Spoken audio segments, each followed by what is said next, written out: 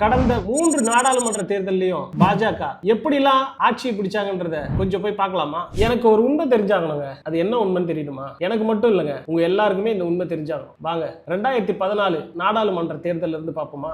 இப்படி நடந்த 4 மாநில தேர்தலோட முடிவுகளை பார்த்தீங்கன்னா, மேற்கு வங்காளத்தில் திரிணாமுல் காங்கிரஸ் ஆட்சியை பிடிக்க முடியல, கேரளாவில் கம்யூனிஸ்ட் ஆட்சியை இழந்துருச்சு, தமிழ்நாட்டில் இருந்த முன்னாள் முதலமைச்சர் திரு மு.க. ஸ்டாலின் அவர்களையே தோக்கடிக்க வச்சாங்க. ஆனால் கொளத்தூர் தொகுதியில் மறு ஆய்வு செய்யும் போது தேர்தல் ஆணையத்துக்கிட்ட எந்த ஒரு சரியான பதிலும் கிடைக்கல. கொளத்தூர் தொகுதியில் இவிஎம் மிஷினில் 30% இவிஎம் மிஷினில் குளறுபடின்னு திமுகவோட சட்டத்துறை கண்டுபிடிச்சிருக்காங்க. இதை பற்றி தேர்தல் ஆணையத்துக்கிட்ட கேட்டால் அதற்கு தகுந்த பதில் இல்லை. எப்படி இருக்கும் இந்த பதில்? இந்திய தேர்தல் ஆணையத்தையே தன் கையில் பாஜக வச்சிட்டு இருக்கு. அப்படி வச்சிட்டு இருக்க பாஜக இந்த தேர்தலை சரியான முறையில் நடத்தியிருக்குமா? இதை மக்களாகிய நீங்கள் தான் புரிஞ்சுக்கணும், தெரிஞ்சுக்கணும்.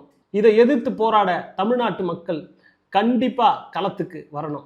கொளத்தூர் தொகுதியில் திமுக தலைவர் முன்னாள் முதல்வர் மு.க. ஸ்டாலின் அவர்கள் தோற்கடிக்கப்பட்டாரா இல்லை தோத்துட்டாரா? இதை சாதாரணமாக நீங்கள் கடந்து போயிட முடியாது. ஏன் கடந்து போயிட முடியாதுன்னா, இந்த விஷயத்தில் பாஜக தன்னோட ஆட்சியை தாவேகா மூலியமாக தான் ஆட்சி அமைச்சு இருக்கு.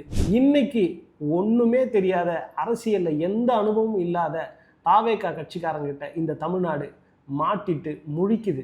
இது ஏன் முழிக்குதுன்னு நீங்க யோசிச்சீங்கன்னா, பாஜக தன் திட்டமான தமிழ்நாட்டில் திராவிடத்தை அழிச்சே ஆகணுன்ற ஒரு முன்னெடுப்புல இந்த வேலையை முழுசா இறங்கி செய்யுது.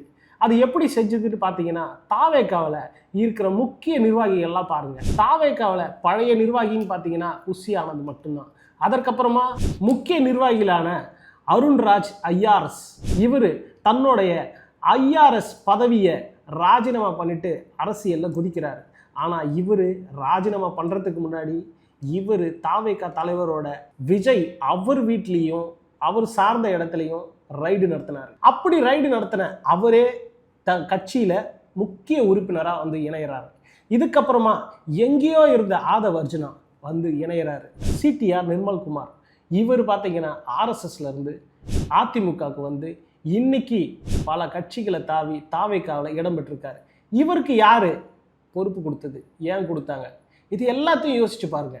அதிமுகவில் மூத்த அரசியல்வாதியாக இருக்கிற செங்கோட்டையன் இணைகிறாரு.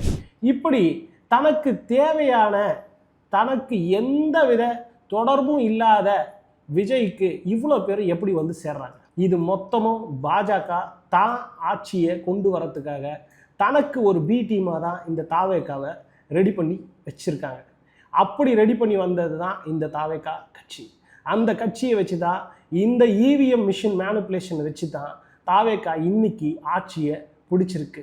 விஜய் மேலே அவ்வளவு ஆசையும் அவ்வளவு ஆர்வமும் தமிழ்நாட்டு மக்களுக்கு இருந்திருந்தா அவர் 108 தொகுதியில் 234 தொகுதியில் ஒரு சராசரியாக ஒரு 150லேருந்து 170 தொகுதி வரையும் ஜெயிச்சிருக்கு. ஏன் அவர் 108லே நிற்க வச்சாங்க? ஒரே ஒரு புள்ளியில் ஏன் நிற்க வச்சாங்க?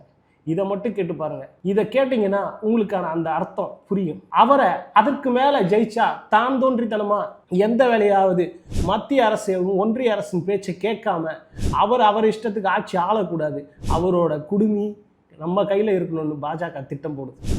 அப்படி திட்டம் போட்டு தான் அவரை 108ஓட நிற்க வச்சு இன்னைக்கு அதிமுகவை அடிச்சு ஒடிச்சு அந்த கட்சியில இருக்க முக்கிய நிர்வாகிகளையும் களவாடி கொண்டு வந்துச்சு. இப்படி பாஜக தான் திட்டத்தை திராவிடத்தை அழிக்கணுன்ற முக்கிய வேலையை சிறப்பா செஞ்சிட்டு இருக்கு. இது இப்படியே போயிட்டு இருந்ததுன்னா பாஜக நேரடியா தமிழ்நாட்டை ஆட்சியால வந்துடும்.